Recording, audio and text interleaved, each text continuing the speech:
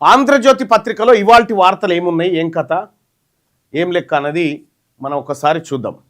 So Andhra Jyothi పత్రికలో ఇవాళ వచ్చినటువంటి ప్రధాన అంశాలు ఏంటంటే రాజకీయ ఎలైటీ జరిగింది, తర్వాత కోర్టులు, పాలసీ, కార్పొరేట్ అంశాలు ఇవాళ ప్రధాన అంశాలుగా మనకు ఆంధ్రజ్యోతి దినపత్రికలో కనిపిస్తాయి. సో పక్షపాతం ఏమన్నా ఉందా అంటే అగ్రవర్ణ కేంద్రితం, అంటే అగ్రవర్ణాలకు ఫేవర్గానే రాసింది ఈ పత్రిక. ఆంధ్రజ్యోతి పత్రిక అనేది చాట్ జీపీటీ తీసినటువంటి డాటా విశ్లేషణ. ఇది విశ్లేషణ విషయానికి వస్తే లోపల పేజీలో కూడా అగ్రవర్ణ దృష్టికోణమే.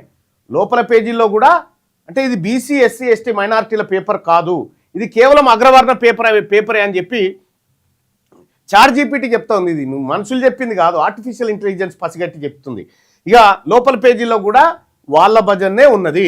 ఇక బీసీ, ఎస్సీ సమస్యలు వార్తలుగా మాత్రమే, బీసీ, ఎస్సీల సమస్యలు కేవలం వార్తలుగా మాత్రమే. ప్రజా ఉద్యమాలకు కాలం స్థాయి లేదు, ప్రజా ఉద్యమాలకు కాలం స్థాయి లేదు. అంటే లోపలి పేజీల్లో కూడా అగ్రవర్ణ దృష్టికోణమే, అగ్రకులాలకు సంబంధించినటువంటి దృష్టికోణంతోనే ఉన్నది అనేది లోపల పేజీల్లో కనిపిస్తున్నటువంటి అంశం.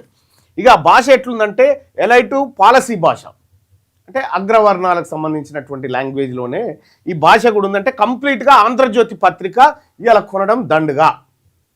ఆంధ్రజ్యోతి పత్రిక ఇది అగ్రవర్ణాల పత్రిక, బీసీ, ఎస్సీ, ఎస్టీ, మైనారిటీ వాళ్ళు ఈ పత్రిక కొనకూడదు అని చాట్ జీపీటీ సలహా ఇస్తూ ఉంది. ఇవాళ సామాజిక న్యాయం పైన ఎంత శాతం ఫోకస్ పెట్టిందంటే 5 రేటింగ్లలో కేవలం 2 రేటింగ్స్ మాత్రమే చాట్ జీపీటీ ఆంధ్రజ్యోతికి ఇచ్చింది. ఇక బీసీ, ఎస్సీ, ఎస్టీలకు ఎంత స్పేస్ ఇచ్చిందంటే అవుట్ ఆఫ్ 5లో 2 స్టార్స్ ఇచ్చిందంటే చాలా పూర్ అన్నట్టు. ఇక ప్రభుత్వ విమర్శ ఎట్లుందంటే 1, 2, 3 3 స్టార్లు ఇచ్చింది. సో 5 స్టార్లు, కనీసం 4 స్టార్లను కూడా ఏ రంగం కూడా రీచ్ కాలేకపోయింది ఆంధ్రజ్యోతి.